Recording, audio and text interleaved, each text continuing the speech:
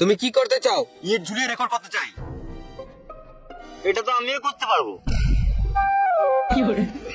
খেপাচোদা, তোমার লুঙ্গিটা তুলে ইয়েটা দেখাতে বলি নয়, তোমার ট্যালেন্ট কি আছে সেটা দেখাও। আমার ট্যালেন্ট তো এখানেই লুকিয়ে আছে। আমাদের এখানে ট্যালেন্ট আছে, দেখাবো? আমাদের ট্যালেন্ট আমার বমি করে। বেশি গা পাকো না, আমার আগে পুরোটা দেখো, তারপর বলবে। বেশ বেশ, শুরু করো। ভেড়া আছুদা, এটা কোনো জিনিস বুক ওয়ার্ল্ড রেকর্ড হলো নাকি? এরকম তো কোমরে ইট বেঁধে সবাই ঝুলাতে পারবে। বেশি গা পাকো না, আমার আগে দেখো কোথায় ঝুলছে। বেশ বেশ, শুরু করো।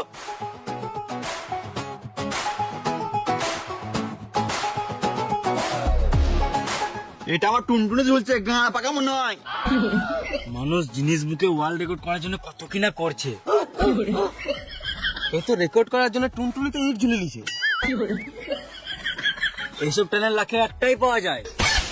তোমার এই ইট ঝুলানোর আইডিয়াটা কোথা থেকে এলো? যখন আমি ছোট ছিলাম, বন্ধুদের সাথে খেলতে যেতাম। আমার টুনটুন ছোট ছেলে বলে বন্ধুরা অনেক লাগাতো। খেলা নেবো না তো, টুনটুনি ছোট।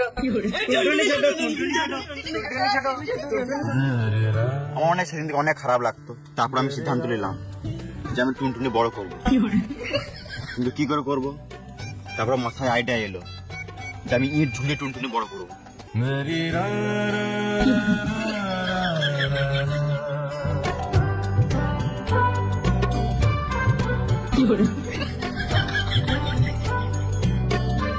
সেদিন থেকে আমি ঝুলতে শুরু করলাম।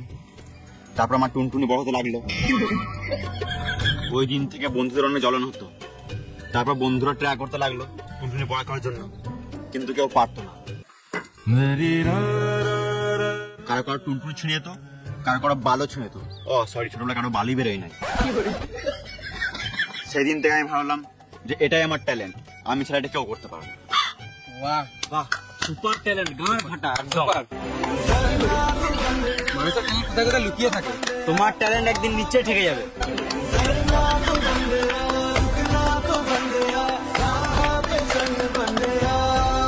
আমার ট্যালেন্ট কেমন লাগলো? গাঁট ফাটা লাগলো। সুপার।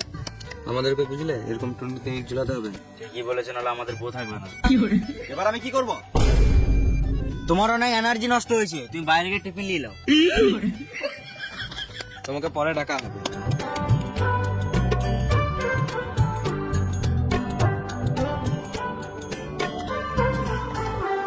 নেক্সট।